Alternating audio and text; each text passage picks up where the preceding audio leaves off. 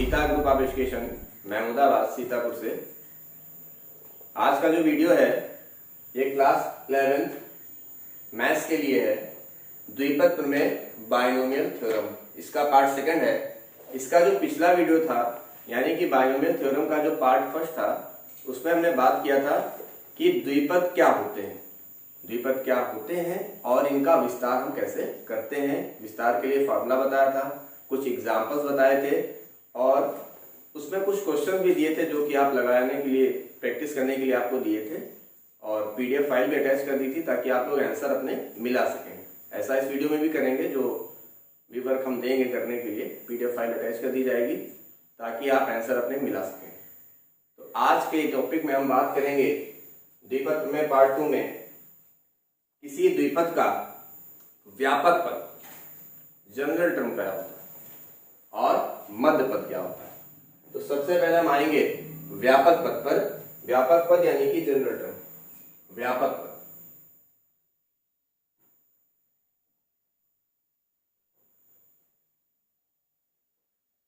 General term देखिए ये होता है T r plus 1 is equal to n C r x की power n minus r a की पावर आर। और ये x और a क्या होगा, अगर इस फॉर्म में द्विपद दिया है x प्लस a का होल ऑफ n, हम उस कंडीशन की बात कर रहे हैं। तो इसका जो जनरल टर्म है, व्यापक पद है, वो हो जाएगा T r plus 1 equal to n C r x की power n minus r a की पावर आर। ठीक है, क्या करना होता है देखिए, क्वेश्चंस किस तरीके से आएंगे।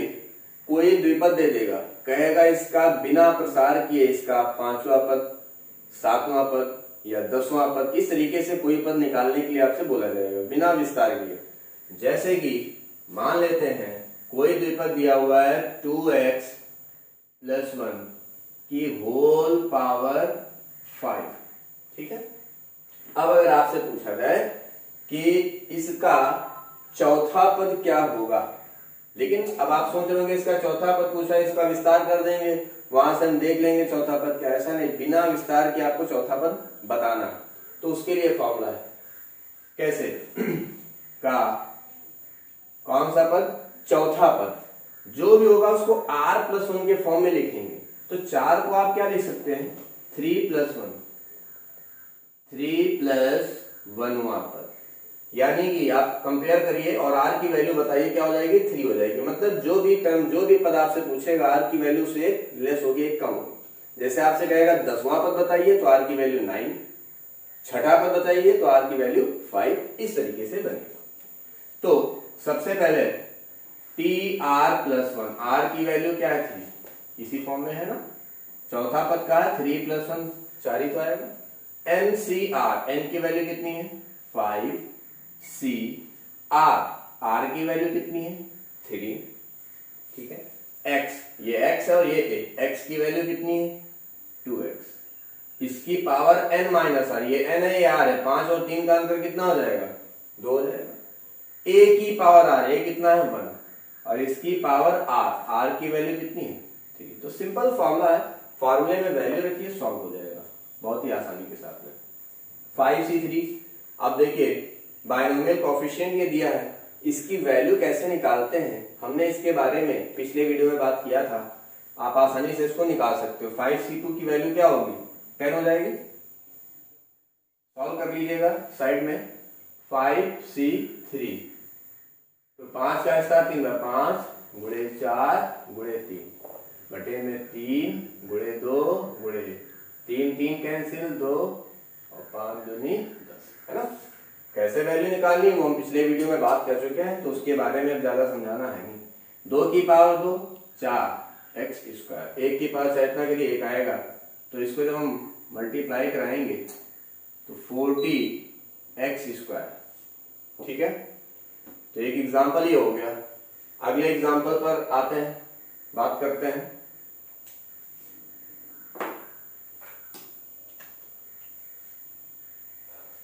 अभी मान लीजिए दिया है 3x माइनस 2y और इसकी पावर दे दिया 6। कितनी दे दिया? 6। अब कहा जाए के प्रसार में या के विस्तार में कौन सा पद, इसमें कोई एग्जांपल ले लेते हैं, मान लेते हैं कहते हैं पांचवा पद। कौन सा पद? पांचवा। तो 5 को आप क्या लिखोगे? 4 + 1। जो भी पद कहेगा उसको r+1 के फॉर्म में तोड़िएगा। जैसे कहेगा 10वां पद 9 + 1, 8वां पद 7 + 1, छठा पद 5 + 1। ठीक, तो यहाँ पर पांचवा पद कहा था 4 + 1, तो क्या हो जाएगा? t4 + 1। 4 + 1 5 ही तो आएगा, पांचवें पद की तो बात कर रहे हैं। NCR, n की वैल्यू कितनी है? 6। CR, r की वैल्यू कितनी है? 4, है ना।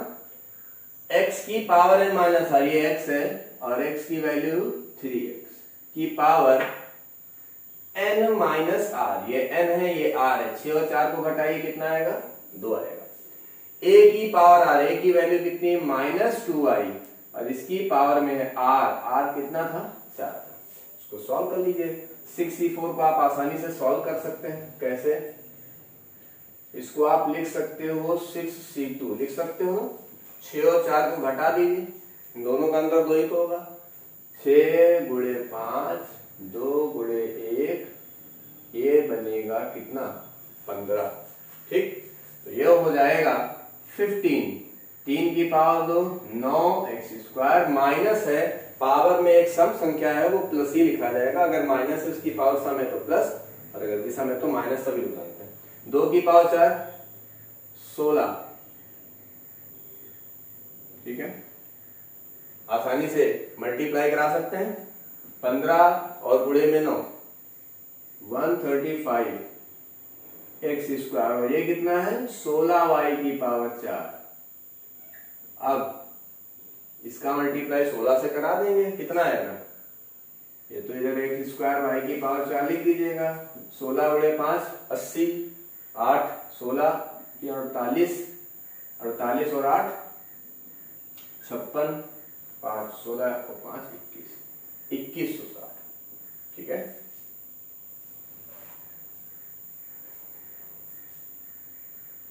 तो इस तरीके से ये 2 एग्जांपल्स बताए व्यापक पद के आधार पर।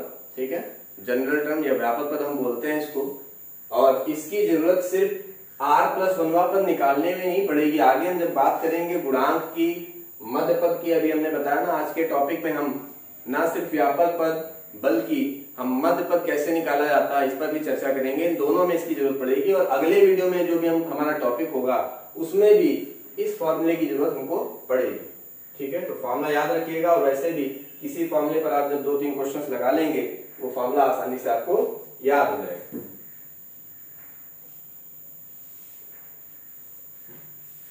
इसके आगे बढ़ते हैं, एक एग्जांपल और बताते हैं। अभी दे दिया जाए x + 1/x, और इसकी पावर में हमने कह दिया 8। ठीक है, के प्रसार में, के प्रसार में, अब इसके प्रसार में कौन सा? 7वां पद कह दे, तो 7वें पद के लिए क्या आप करोगे? 7वां पद, तो 7वें पद को आप तोड़ दीजिए। कैसे तोड़ोगे? 7 को 6 + 1 तोड़ देंगे ना, और यहां पर r की वैल्यू आपको 6 मिलेगी। चलिए बताइए, 7वां पद यानी कि 6 + 1 क्या हो जाएगा? NCR, n की वैल्यू यानी कि पावर कितनी है? 8। CR, r की वैल्यू कितनी है? 6। x की power n minus r, x कितना है हमारा? x है, और इसकी पावर n माइनस r, 8 और 6 का अंतर हो जाएगा 2। a की पावर r, a हमारा कितना है? 1/x, है ना भाई। ये x होता है और ये क्या होता है? a होता है। तो 1/x की पावर में है r यानी कि है 6। इसको आप सॉल्व कर सकते हैं इजीली। 8c6 को कैसे सॉल्व करेंगे? 8c6 इसको आप लिख सकते हैं, 8 और 6 का अंतर कितना होता है? 2 होता है। तो इसको सॉल्व करेंगे, 8 का विस्तार 2 बार और बटे में 2 × 1, इसको काट दीजिएगा 28, तो ये हो जाएगा 28।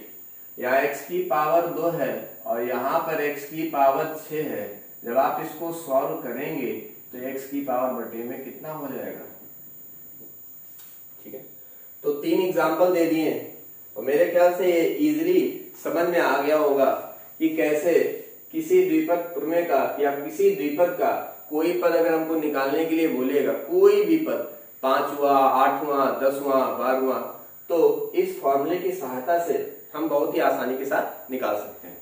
ठीक है, अब आगे बढ़ते हैं और आज का जो हमारा दूसरा टॉपिक है या दूसरा जो पॉइंट है वो है मध्य पद का, उस पर बात करते हैं। ठीक है, ये बात तो क्लियर हो गई होगी। इस पर प्रैक्टिस करने के लिए कुछ क्वेश्चन देंगे ताकि प्रैक्टिस कर सकें, तैयार हो जाए। मध्य पद की बात हम करते हैं।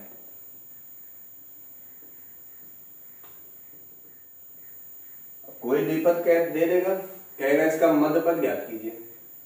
मध्य पद कैसे ज्ञात करोगे? जैसे कि मान लेते हैं आपसे कह दिया जाए x + 1/x की पावर 10, कहेगा इसका मध्य पद ज्ञात करो। अब मध्य पद ज्ञात करने के लिए आपको सबसे पहले यह पता होना चाहिए कि जब हम इसका प्रसार करेंगे तो पदों की संख्या कितनी होगी। पदों की संख्या क्या 10 होगी? नहीं, 10 नहीं होगी। क्यों 10 नहीं होगी? पदों की संख्या पावर से 1 ज्यादा होती है। अगर पावर है 10 तो पदों की संख्या होगी 11। जैसे आप लिखते हो a + b का होल स्क्वायर, पावर 2 है लेकिन पदों की संख्या 3 आती है, a² + b² + 2ab।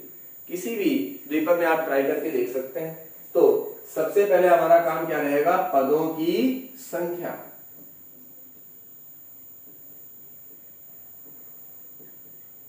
अब पदों की जो संख्या है वो पावर से 1 ज्यादा होगी तो ये हो जाएगी 11। अब यहां से आपके पास 2 ऑप्शन है, आपको ये चेक करना है ये सम है या विषम। सम है तो अलग कंडीशन, विषम है तो अलग। अगर विषम है तो ज्यादा इजी है। क्यों? क्योंकि अगर विषम है तो मध्य में केवल और केवल एक पद आएगा और अगर सम है तो 2। ऐसा क्यों? जैसे मान लेते हैं 1 2 3 4 5, कितने हैं? 5। हम कहते हैं मध्य में कौन बैठा है? ये 5 लोग बैठे हैं। हम कहते हैं मध्य में कितने लोग हैं? देखिए मध्य में यही तो है। अगर हम कहते हैं 6 लोग बैठे हैं, अब ये पदों की संख्या हमने सम कर दी तो मध्य में कितने हो जाएंगे? ये 2 लोग मध्य में हो जाएंगे, 2 इधर 2 इधर। तो आप अपने तरफ से कोई भी एग्जांपल सेट करके देख सकते हैं। अगर पदों की संख्या विषम है तो मध्य में केवल 1 आएगा और अगर पदों की संख्या सम है तो 2 आएगा। कैसे? पहले इसको लिख देते हैं। जो कि विषम है, जो कि क्या है? विषम है, इसलिए मध्य पद आप कैसे निकालोगे? अगर विषम होगा, अगर पदों की संख्या विषम है तो मध्य पद निकालने के लिए उसमें 1 जोड़ दीजिएगा बटे 2 वहां पर।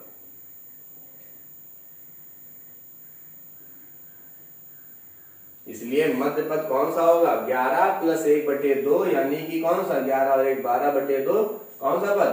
छठवां पद। ऐसे लिखेंगे इसको हम, 11 + 1 बटे 2 यानी कि क्या आएगा? छठवां पद। तो आप इतना समझ लीजिए इसका मध्य पद कहाँ है, यानी कि आपको कौन सा पद ज्ञात करना है? छठा पद। आप बताइए छठा पद। इस तरीके से अभी तो हमने इससे पहले बात की थी व्यापक पद में, तो छठा पद आप आसानी से निकाल सकते हो। कैसे? फॉर्मूला लिख दीजिएगा, tr + 1 बराबर ncr x की पावर n - r और a की पावर r। tr + 1 आपको छठा पद निकालना है तो इसको कैसे तोड़ोगे? 5 + 1 में तोड़ दिया। ncr, n की वैल्यू है 10, cr, r की वैल्यू कितनी है? 5। x कितना हमारा? x है और इसकी पावर है n - r, 10 में से 5 जाएगा 5। a की पावर r, a कितना हमारा? 1/x और इसकी पावर है r कितना था हमारा? 5। ठीक है, तो 10c5 x की पावर 5 और ये 1/x की पावर 5, ये पूरा कैंसिल हो जाएगा। ये बचेगा हमारा 10c5। चाहे तो आप इतने पर ही रोक दीजिए या अगर इसका विस्तार एक्सटेंशन करना चाहते हैं तो आसानी से कर सकते हैं। बाइनोमियल कोएफिशिएंट की वैल्यू आप आसानी से निकाल सकते हैं। ठीक है, तो सबसे पहले हमें पदों की संख्या देखनी है, वो पावर से 1 ज्यादा होगी। फिर उसके बाद ये चेक करना वो सम है या विषम। हमने एक विषम वाला रूल बता दिया, अब हम सम पर एक बताते हैं। एक ऐसा क्वेश्चन बताएंगे जिसमें पदों की संख्या सम होगी।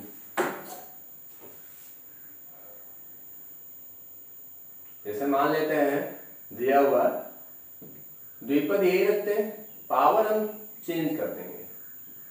अब हमने पावर कितनी कर दी है? 9 कर दी है। अब पावर 9 कर दी है, कहेगा मध्य पद, तो क्या लिखेंगे हम? पदों की संख्या। पदों की संख्या, और जो पदों की संख्या होगी वो पावर से 1 ज्यादा हो जाएगी। तो 9 और 1 कितना हो जाएगा? 10।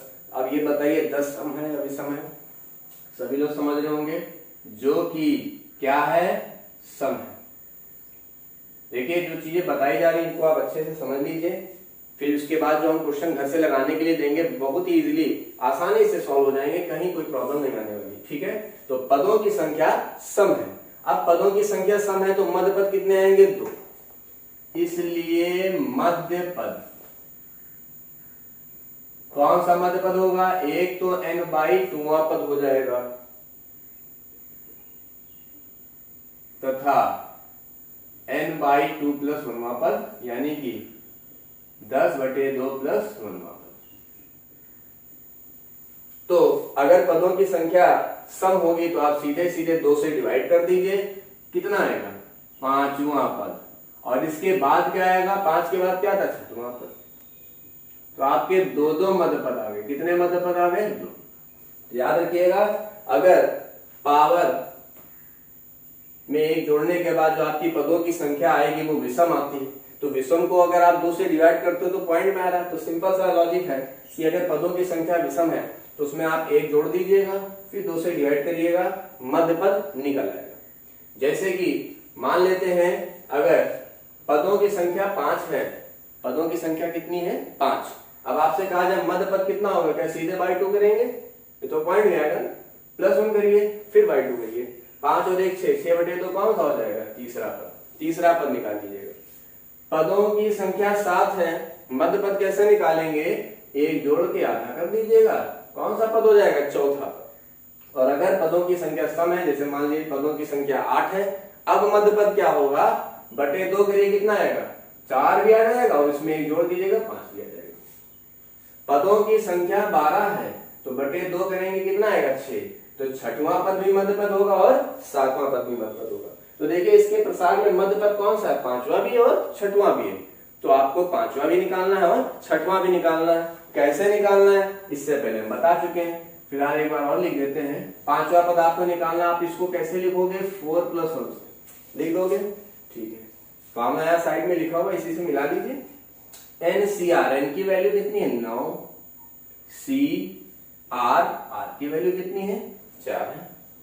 x की पावर n - r, x कितना हमारा? x n - r 5। a की पावर r, a कितना है? 1/x।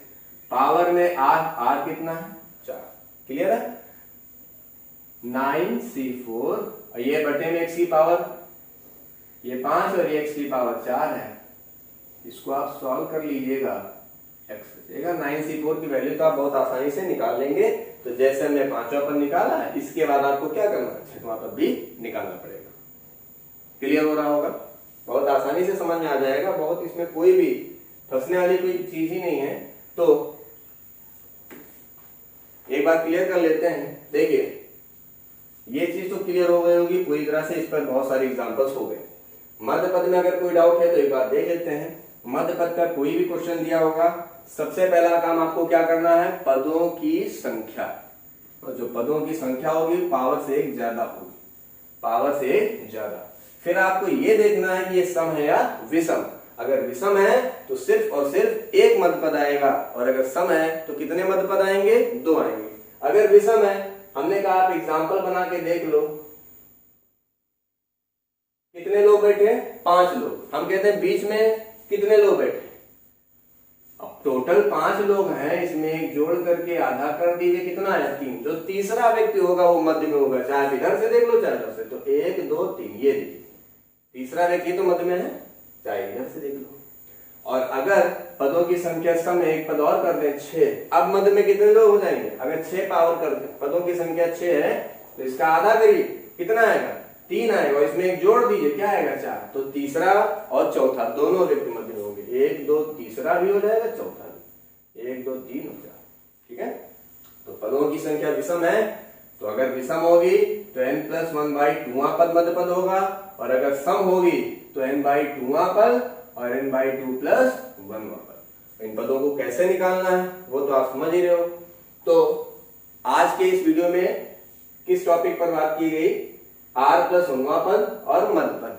अभी इस पर कुछ एग्जांपल्स देंगे जो कि आपको घर पे लगाने हैं, और उनका जो सोल्यूशन है वो पीडीएफ फाइल प्रोवाइड करा देंगे, डिस्क्रिप्शन बॉक्स में मिल जाएगा। देखिए 5 क्वेश्चंस लिखे हैं, और इन 5 क्वेश्चंस में आपको एक ही चीज करनी है, मध्य पद निकालना है।